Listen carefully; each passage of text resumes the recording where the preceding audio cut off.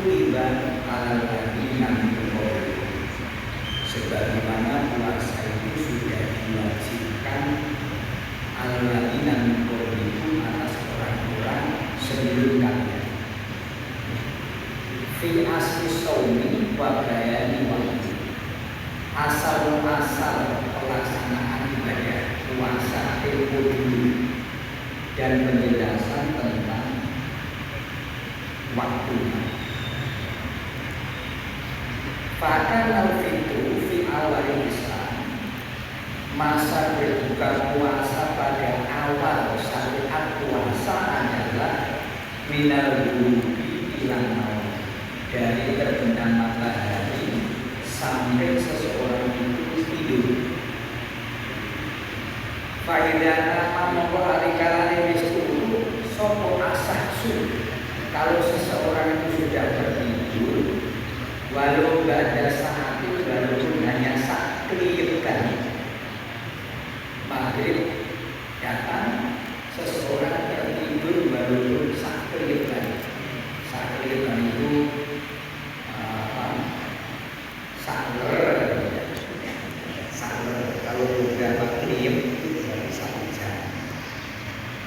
Sumastai kodo, kemudian dia terbangun, haruma alaihi ta'amu, maka bagi orang tersebut haram hukumnya, tidak boleh makan, wasarohu wan nisa, tidak boleh makan, tidak boleh minum, tidak boleh berkumpul dengan istri. Wakada karena yang tadi waktu iftori di sholat isya, demikian juga waktu berbuka puasa itu habis ketika sudah datang sholat isya. Jadi kalau sudah sholat isya, perintah sholat itu sudah ada. Tapi saat buka puasa itu maka lebih dulu, setelah matahari terbenam, sholat isya atau tertidur. Kalau tertidur dan tidak boleh makan minum, kalau sudah sholat isya tidak boleh makan minum. Dan itu berlanjut terus.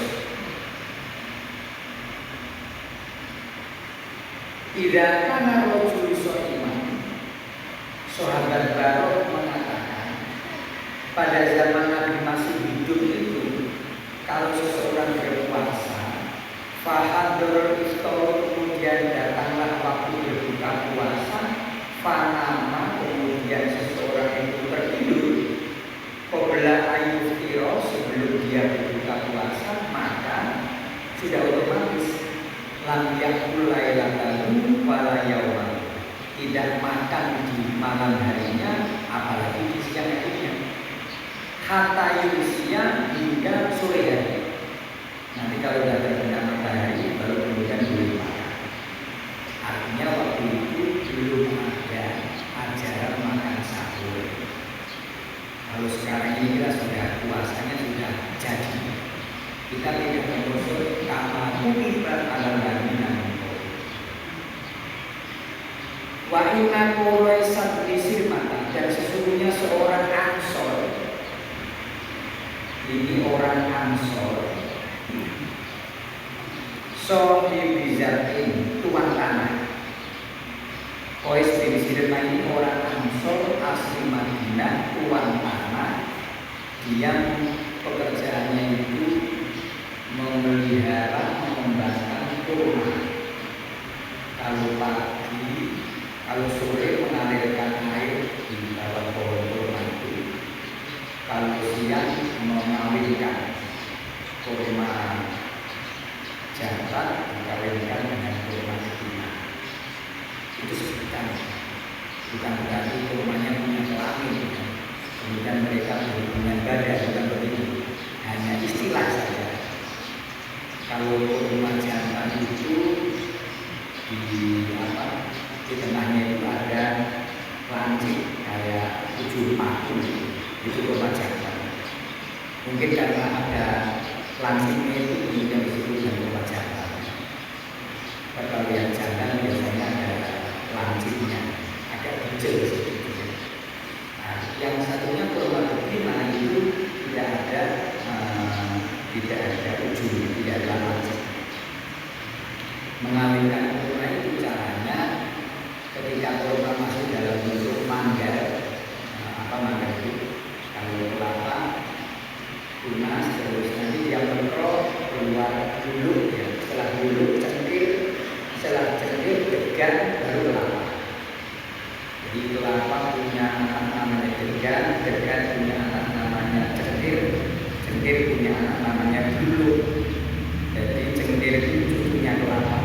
mulutnya dulu ya, kecil.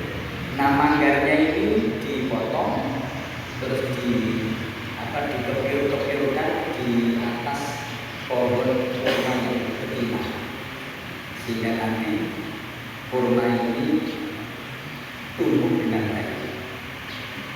Dulu Rasul pernah kasihan melihat orang mengawinkan kurma itu, kenapa harus panjang-panjang berbahaya. Maka Rasul kemudian yang usah dikawinkan, biar saja. Karena Rasul yang mendikong, maka para sahabat ikut. Siap Rasul. Begitu musim panen juga, hasilnya jeblok. Istilahnya gara-gara mengikuti petunjuk Rasulullah, panen kurma itu gagal karena tidak dikawinkan. Mereka semua menyampaikan keluhan kepada Rasul, kali ini panennya gagal, tidak seperti tahun kemarin. Dalam kurung gara-gara mengikuti fatwa Rasulullah. Saat itulah kemudian Nabi mengatakan antum a'lamu bi amri dunia. Kamu lebih tahu terhadap sebagian persoalan dunia. Bi amri dunia. Ada yang membacanya itu antum a'lamu bi umuri dunia. Nah kelihatannya yang di umur dunia ini yang tidak tepat, tapi diambil. Kalau umur itu artinya persoalan-persoalan. Kamu lebih tahu tentang persoalan-persoalan dunia, tidak. Tapi diambil dunia.